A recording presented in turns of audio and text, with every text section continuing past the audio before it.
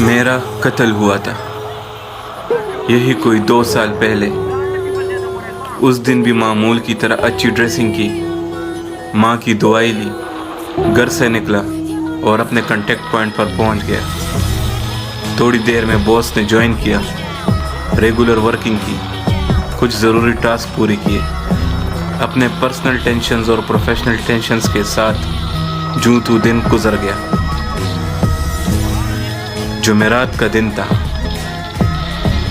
میں اکثر جمعرات کی شام اپنی قبر سے نکل کر کچھ دیر سوگ مناتا ہوں، دور تنہا نکل جاتا ہوں۔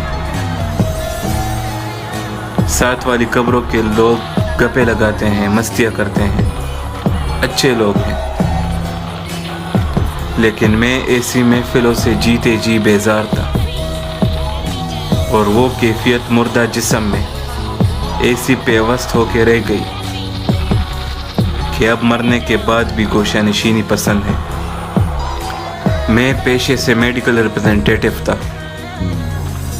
بہن کی شادی ہو چکی تھی، قرض کا انبار سر پہ تھا، گھر بنانا تھا تاکہ امی ابو بھائی کی پریشانیاں بھی کم ہو سکے۔ اس لیے اپنی قوت برداشت سے زیادہ بوجھ اپنے کندھوں پہ لے لیا تاکہ سب کے بجائے صرف ایک بندہ پریشان ہو۔ اپنی یہی ٹینشنز، یہی پریشانیاں لے کر دوسری شفٹ کی ورکنگ میں مصروف تھا اور میری موت ہو گئی۔ پر میری آنکھوں کے سامنے جو ہوا اسے میں اپنی ذات کے سامنے بھی نہیں دہراتا۔ بھولتا تو ہوں نہیں، اس لیے دوسروں کی پریشانیوں میں، تکلیفوں میں شامل ہو کر اپنے دل کا بوجھ ہلکا کر لیتا ہوں، کیونکہ اپنی پریشانی یا دکھوں کا سوچوں تو تکلیف شدت اختیار کر لیتی ہے، اور وہ بھی ایسی جیسے سر زمین جسم دوزخ کی آگ میں جھلس رہا ہو۔ دکھ بہت ہوتا ہے، بے وقت موت، گھر کی ذمہ داریاں، لیکن قبرستان میں اچھے لوگ مل گئے، بہت خیال رکھتے ہیں میرا۔ میں نہیں بیٹھتا ان کے ساتھ، خود آ کے بیٹھ جاتے ہیں، اور میری لبوں پر مسکان لائے بنا نہیں اٹھتے۔ آج 2 سال پورے ہونے کو ہیں۔ جب بھی کوئی گھر سے آتا ہے میں قبر سے نکل کر دور چلا جاتا ہوں۔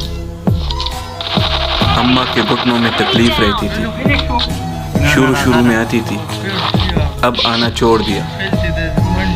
کچھ دن پہلے محلے سے آنے والے بزرگ نے بتایا کہ اماں بیمار رہتی ہے، لیکن بھائی کافی ذمہ دار ہو گیا ہے، اماں ابا کا خیال رکھ لیتا ہے۔ یہی سوچ کر میں بھی دل کو تسلی دے دیتا ہوں کہ چلو بھائی اب کافی ذمہ دار ہو گیا ہے، اور ابا شاید ناراض ہیں، کبھی عید شب بارات پر بھی ملنے نہیں آتے، جنازے پر بھی آئے تو جنازہ پڑھ کے چل دیے۔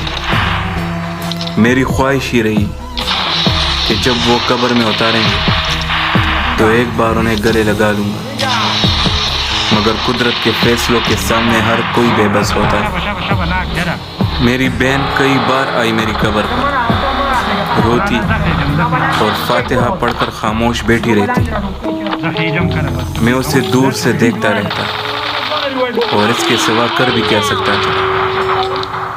نہ ہی اسے تسلی دے سکتا تھا اور نہ ہی اس کے آنسو پہنچ سکتا تھا۔ وہ بہت حیرانی سے میری قبر کو دیکھتی رہتی۔ اسے شاید تب بھی میری موت کا یقین نہیں تھا۔ اسے جو یقین تھا میری ذات پر، وہ چکنا چور ہو چکا تھا۔ وہ حالات کے سامنے تب تک ہار نہیں مانتی جب تک میں میدان میں ہوتا تھا۔ وہ اکثر مجھے کہتی تھی کہ تمہیں ہر مشکل سے نکلنے کا فن آتا ہے، تم ایک کامیاب انسان بنو گے۔ مجھے تم پر بہت زیادہ بھروسہ ہے۔ جتنا میں اس کی شادی پہ خوش تھا، اس سے کئی گنا زیادہ وہ میرے موت پر دکھی تھی۔ اسے پھولوں سے بہت سخت الرجی تھی۔ چنبیلی کے پھول اگر وہ دور سے بھی دیکھ لیتی تو اسے چینکیں آنا شروع ہو جاتی تھی، پر اب میری موت کے بعد سب سے زیادہ چنبیلی کے پھول میری قبر پر پڑے